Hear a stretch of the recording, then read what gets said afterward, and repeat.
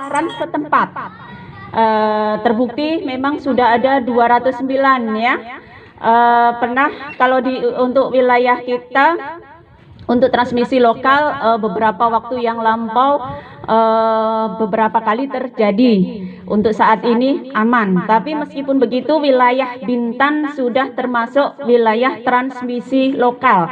Dan artinya bahwa di wilayah transmisi lokal ini siapapun di antara kita itu berpotensi untuk menderita COVID ini. Jadi mungkin orang-orang yang saat ini terdeteksi COVID ini memang kesempatannya ada gitu. Mungkin karena dia ada gejala sakit kemudian datang ke rumah sakit, jadinya dicek positif atau gitu. Atau kebetulan datang ke rumah sakit. Tuh. Jadi di sini yang ingin betul-betul kami tekankan, bila wajib pakai masker dimanapun berada.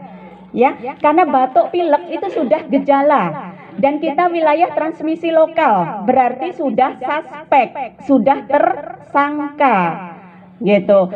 Sebenarnya kalau instruksi dari Kemenkes dari Jakarta itu diinstruksikan setiap ditemukan suspek di wilayah transmisi lokal itu wajib swab. Tapi saat ini kita belum bisa memberlakukan itu karena apa? Banyak faktor ya yang masih belum bisa kita lakukan hal ini ya. Salah satunya nanti jadi orang takut datang ke puskesmas atau ke rumah sakit, itu faktor yang pasti yang terpenting. Sampai saat ini pun kunjungan rumah sakit maupun puskesmas pun berkurang banyak, mungkin karena salah satunya takut dibilang COVID gitu. Itu hal yang wajar sih. Sebenarnya itu juga keuntungan juga bagi kita. Dengan takutnya berarti jaga kondisi gitu. Itu yang kita harapkan. Kita tidak mencari-cari. Meskipun instruksi itu sudah datang, kita tidak akan swab sembarangan, tidak akan tanpa persetujuan orang tersebut gitu. Karena ini hak asasi ya, tidak bisa kita langgar gitu. Meskipun kecuali kalau memang sudah dirawat, berarti sudah tidak ada toleran lagi karena memang kondisinya mewajibkan untuk diperiksa gitu. Itu biasanya di rumah sakit. Kalau untuk wilayah puskesmas untuk batuk pilek yang berkunjung ke puskesmas belum. Tetapi memang kita anjurkan untuk tetap di rumah selama ada gejala gitu. Di sini penularan ini sebenarnya tidak mudah tadi sudah kita sebutkan. Jadi penularannya melalui kontak langsung. Kontak langsung di sini yaitu kontak kurang dari 1 meter lebih dari 15 menit. Jadi seandainya saya penderita Ibu Hastin ini ngobrol sama saya. Ternyata Ibu Hastin ngobrol sama saya Ibu Hastin tanpa masker, atau mungkin salah satu pakai masker, atau mungkin dua-dua pakai masker. Meskipun pakai masker, bila komunikasi lebih dari 15 menit, kurang dari 1 meter, Ibu Hastin ini sudah dinyatakan sebagai kontak erat. Artinya apa? Ibu Hastin wajib untuk isolasi juga, ya. Jadi di sini istilahnya bukan karantina ya. Ada perbedaan antara karantina dan isolasi. Kalau untuk kasus terkonfirmasi, konfirmasi itu yang positif ya. Yang positif di sini ada 2 jenis. Ada yang positif dengan gejalanya berat, wajib rawat, wajib isolasi rumah sakit. Kalau gejala ringan, biasanya kalau untuk puskesmas Teluk Sasa masih kami pertahankan, betul-betul kami pertahankan untuk tetap di rumah kalau gejalanya masih ringan, asal tidak berat. Karena apa? Karena dukungan keluarga itu sangat penting gitu. Psikisnya mempengaruhi psikisnya itu sangat berpengaruh gitu. Mungkin beberapa puskesmas lain asal ada pilek atau batuk saja, kalau dia kontak erat langsung dirujuk ke rumah sakit. Kalau di puskesmas kita tidak, kita pantau saja. Karena kita ada alasan kuat ya, kenapa kita melakukan hal tersebut. Kita cukup melakukan isolasi rumah gitu. Dan bila sebelah kita ibu-ibu ya, misalkan rumah saya ya, tahu rumah saya ya, saya menderita COVID misalkan, Ibu Nisa, Mama Nisa sebelah saya ya, itu tidak perlu khawatir. Karena apa? Selama saya diisolasi, selama saya di rumah, ibu komunikasi di depan rumah saya, ngobrol ngerumpi di depan rumah saya pun aman. Karena apa? Ya karena kita tidak ada kontak, jarak kita jauh, saya di dalam rumah gitu. Virus itu tidak bisa tembus tembok ya. Jadi tidak perlu khawatir. Jadi intinya di sini, bila di lingkungan kita itu ada yang positif, tidak perlu khawatir. Karena apa? Karena beliau yang positif ini sudah diisolasi gitu. Jadi ini yang betul-betul penting poin di sini ya ibu-ibu ya. Jadi tidak perlu cemas dan tidak perlu penasaran juga ya. Misalkan ada di wilayah kita yang positif, kita tidak tahu siapa yang positif gitu kan.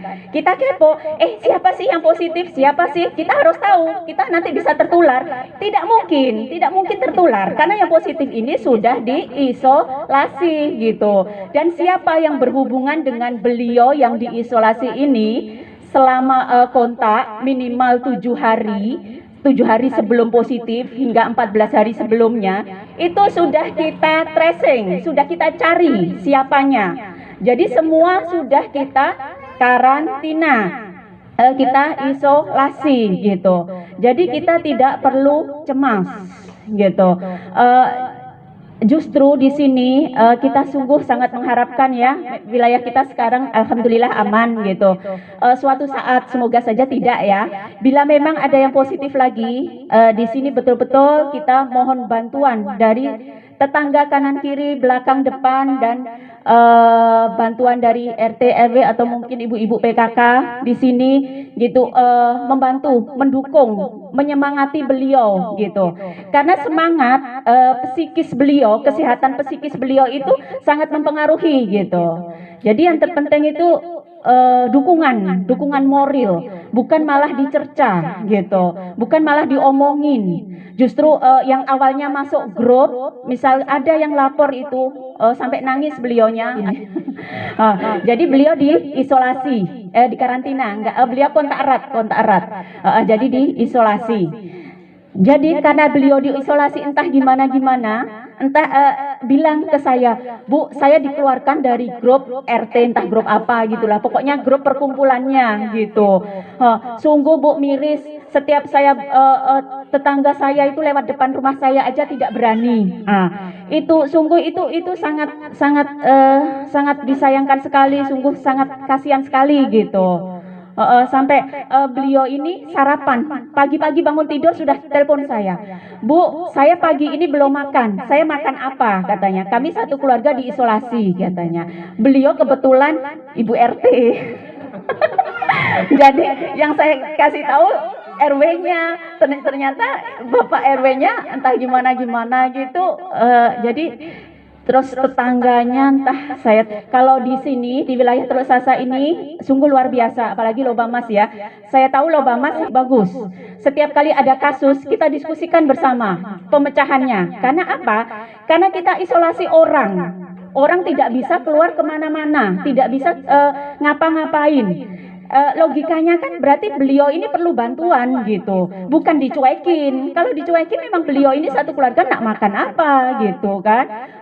Jadi bingung saya saat itu karena darurat sarapan. Akhirnya kami minta Polindes setempat itu untuk mengantar makanan gitu saat itu.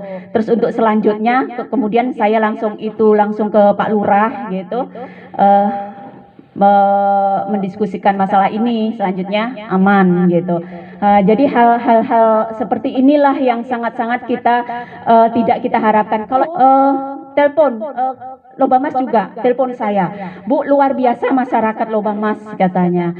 Bantuan saya bertumpuk katanya, banyak bantuan datang katanya, bukan hanya makanan, buah dan lain sebagainya, itu ada terus gitu. Tuh, itu sungguh luar biasa. Hal-hal seperti inilah yang menyemangati beliau-beliau ini, makanya sembuh total tanpa harus dirawat gitu. Meskipun kemarin Lobamas ada satu keluarga, dan Taman Surya itu satu keluarga juga positif gitu, tetapi tidak sampai dirawat. Ada juga yang kontak erat itu beberapa ada bergejala gitu, itu juga sampai tidak sampai dirawat. Kita observasi terus, kita memantau terus gitu. Jadi di sini kami mohon bantuan Bapak dan Ibu, ibu-ibu ya, mohon bantuan. Jadi tidak perlu khawatir, penyakit ini memang berbahaya kalau kita bandel. Dan kita tidak boleh sombong. Saya kemarin jumpa juga orang yang sombong luar biasa, dia jualan boro-boro pakai masker gitu. Kalau ada itikat baik, dia meskipun masker dilepas, ada di lehernya tergantung masker. Ini dia jualan sama sekali tidak bermasker, tidak ada bergelantung masker di lehernya juga. Terus mengatakan bla bla bla, menjelek-jelekkan ini itu, orang itu tidak positif sebenarnya, itu rekayasa dan lain sebagainya. Hal seperti ini sungguh menyakitkan gitu. Kita betul-betul bekerja, ternyata masih banyak orang-orang yang berpikir seperti itu gitu. Jadi penyakit ini tidak perlu dikhawatirkan. Meskipun tidak perlu dikhawatirkan, kita tetap harus waspada, pakai masker, karena wilayah kita ini adalah wilayah transmisi lokal ya, wilayah terjangkit. Siapapun berpotensi untuk positif, karena memang tidak ada kesempatan untuk swab saja ya, makanya tidak terdeteksi. Jadi hati-hati, yang terpenting adalah pakai masker. Bila ada pertemuan seperti ini, ada bagusnya tidak bersentuhan ya ibu-ibu ya, tidak bersalaman. Kalaupun dekat, yang penting pakai masker kuat, insya Allah aman, karena ruangan terbuka juga gitu. Tapi kalau di jalan, apalagi di jalan yang ramai ibu-ibu, kami anjurkan pakai masker, karena virus ini penularannya melalui kontak erat ya, kontak dekat dan kontak langsung ya, dengan droplet ya. Droplet ini kalau berada di jalan, di jalan raya saat kita berkendara berlawanan gitu, saat mungkin lawan kita itu lagi batuk, kemudian lagi bersin, pas berpapasan dengan kita, itu kayak disemprot berarti kan. Kita bayangkan bila kita tidak pakai masker. Seperti itu. Jadi kita harapkan, kalaupun memang lupa masker, helm langsung tertutup ya, helm yang ada kaca itu ya, tutup itunya, jadi biar aman. Jadi yang terpenting kita tolong saudara kita, tetangga kanan kiri yang memang sedang diisolasi. Pertolongan ini bukan hanya berupa tidak berupa materi ya ibu-ibu ya. Pertolongan itu aja, bantuan tenaga saja. Jadi kayak kemarin beberapa yang di karantina ini, mereka orang mampu, jadi mereka tidak membutuhkan bantuan secara materi gitu. Beliau hanya membutuhkan bantuan tenaga, maksudnya membelikan dulu mungkin bahan makanan dan lain sebagainya. Kemudian setelah lepas isolasi baru diganti oleh beliau. Banyak yang seperti itu gitu. Itu untuk bantuan, dan kita tetap jaga, tetap bermasker. Kalau bisa tidak bersentuhan, komunikasi ngerumpi boleh, tidak ada yang itu cara kita bersosialisasi ya dengan tetangga ya.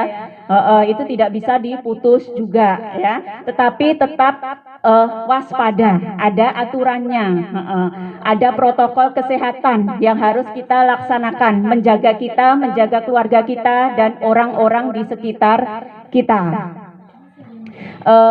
Saya rasa cukup itu tentang COVID ya ibu-ibu ya. Lanjut tentang PSN ya. Lanjut aja Bu ya, waktu sudah. Udah target. Jadi ya nanti pertanyaannya langsung aja tentang PSN. PSN di sini pemberantasan sarang nyamuk. Pemberantasan sarang nyamuk ini terutama nyamuk di dalam rumah dan lingkungan di sekitar rumah kita ya, mencegah DBD. Karena apa? Sifat nyamuk DBD yang menyebabkan penularan virus denggi ini. DBD ini penyebabnya virus denggi ya. Virus denggi ditularkan melalui nyamuk, disebarkan, bukan ditularkan penyebarannya melalui nyamuk. Nyamuknya Aedes aegypti namanya. Yang betina, yang jantan tidak berlaku. Kalau untuk nyamuk yang kuat itu betina ya, bukan jantan ya. Jadi hanya nyamuk betina yang menularkan. Sifat dari nyamuk Aedes aegypti ini, dia tidak mau di tempat yang kotor, dia hanya mau di tempat yang bersih, tidak mau bersentuhan dengan tanah. Nyamuk Aedes aegypti tidak ada di selokan, tidak ada di sumur, ya. Nyamuk Aedes aegypti adanya di tempat tampungan air di dalam rumah, di bak mandi, atau mungkin di dispenser, atau sekarang yang lagi ngetren bunga ya. Saya juga itu penyuka bunga ya. Jadi di pot. Jadi bunga itu bawahnya itu, ini untuk saya sendiri karena di rumah ada bunga dan bawahnya selalu ada itu ya, tataan ya namanya istilahnya ya. Itu nampung air itu ya. Di situ banyak. Jadi kemarin saya sempat pulang kampung, memang tidak lama, saya pulang kampung 4 hari aja. Saya pulang di rumah saya memang ada jentik-jentik gitu. Saya datang itu yang saya tengok, ini pasti ada jentik-jentik gitu. Jadi memang ada gitu. Itu membuktikan waktu 4 hari itu menyebabkan jentik-jentik ini memang cepat berkembang gitu. Memang banyak jentik-jentik itu di bawah itunya itu gitu loh. Sedangkan jentik-jentik ini gampang sekali matinya. Kita buang aja di tanah, dia bersentuhan dengan tanah lama-lama mati gitu. Terus kemarin di Lobamas banyak kita temukan ya, Ibu Lela. Mana Ibu Lela? Oh, di sana. Banyak kita temukan di dispenser. Di dispenser itu banyak sekali ditemukan. Itu kadang kita lalai gitu. Di tampungan dispenser, bahkan ada yang di dalamnya. Yang di dispenser itu keramik. Kadang sering kita buka-buka gitu kan, mungkin lalai di saat buka, belum diganti yang baru, dia dalam keadaan terbuka nyamuk masuk, mungkin seperti itu. Ada jentik-jentiknya gitu. Jadi jentik-jentik ini pasti bisa sudah dipastikan bahwa jentik-jentik ini adalah jentik-jentik nyamuk Aedes aegypti gitu. Jadi yang terpenting itu ya ibu-ibu ya. Terus satu lagi, selokan ya. Tolong ibu-ibu. Jadi selokan saya itu kemarin beberapa kali saya merugikan tetangga gitu, karena selokan saya tersumbat oleh apa? Oleh sampah gitu. Padahal saya tidak ada sampah, ternyata banyak sampah di selokan saya gitu. Berarti itu sampah yang terbawa oleh air hujan gitu. Berarti masih ada di antara kita yang buang sampah di selokan gitu. Itu kemarin sempat itu juga sering beberapa kali bermasalah gitu, karena saya sibuk kerja, tidak tahu ternyata tetangga saya rugikan gitu ya. Di situ betul-betul sampah itu ada 1 meter kayaknya, 1 meter ke depannya tralis ini gitu. Saya heran, ini sampah dari mana gitu loh. Berarti memang masih ada di antara kita yang memang buang sampah di selokan gitu. Tolong bila nampak tetangga atau mungkin anak-anak atau mungkin lagi nebang pohon, kita lalai, kita tidak tahu, yang kita bersihkan yang di itu aja. Kita lupa bahwa selokan itu ada gitu kan. Mungkin yang di selokan tidak dibersihkan saat menebang pohon, daun berjatuhan di selokan gitu. Jadi di sini betul-betul tolong kita jaga ya lingkungan kita sama-sama, terutama ibu-ibu ya, yang peduli rumah itu ibu-ibu. Kalau bapak-bapak itu rata-rata sudah bekerja pulang capek. Kalau ibu-ibu meskipun bekerja capek pun masih masak, masih peduli rumah gitu. Maaf ya Pak. Berbeda dengan ibu-ibu, itulah wanita itu memang luar biasa gitu. Sungguh luar biasa wanita itu. wanita dalam satu waktu bisa mengerjakan beberapa pekerjaan, bisa berpikir beberapa di sini kita ibu-ibu kita yang berperanan di rumah kita yang paling utama berkepentingan untuk membereskan semua yang perlu dibereskan di rumah kita, termasuk lingkungan kita. Peduli lingkungan, peduli sekitar, dan peduli tetangga yang membutuhkan. Jadi di sini untuk PSN ada bagusnya Pak, kita dalam 1 minggu sekali itu mengadakan PSN secara serentak untuk betul-betul membasmi DBD ini gitu. Secara serentak ini kita lakukan di rumah sendiri, di rumah masing-masing. Bukan kita bukan kerja bakti ya, bukan gotong royong, bukan kerja bakti, tetapi membersihkan rumah sendiri-sendiri, memastikan rumah kita masing-masing bahwa rumah kita bebas dari sarang nyamuk, tempat-tempat tampungan air bebas dari jentik-jentik. Itu yang perlu kita pastikan. Ada bagusnya kita lakukan secara serentak, misalkan 1 minggu sekali. Misalkan kita ambil hari Minggu atau hari Sabtu, jam berapa sampai pun selesai. Kalau kita memang rumah kita tidak ada jentik-jentik gitu, kita hanya sekedar melihat aja, bukan nyapu, bukan membersihkan ya. Kita memastikan aja di rumah kita memang tidak ada jentik-jentik gitu. Jadi saya rasa untuk pelaksanaan PSN serentak ini itu sangat-sangat tidak merepotkan ya. Sambil lalu kita sambil jalan, sambil masak, sambil kita lihat kanan kiri kita. Adakah tempat-tempat tampungan yang memang ada jentik-jentiknya? Memastikan semua tampungan bebas dari jentik, itu saja. Terima kasih. Kurang dan lebihnya mohon maaf. Wassalamualaikum warahmatullahi wabarakatuh. Bila ada yang mau ditanyakan silahkan.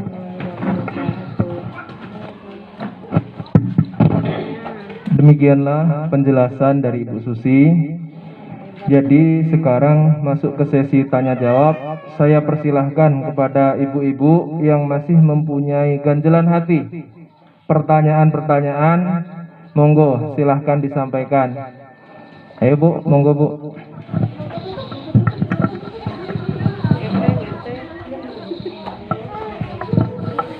Terima kasih.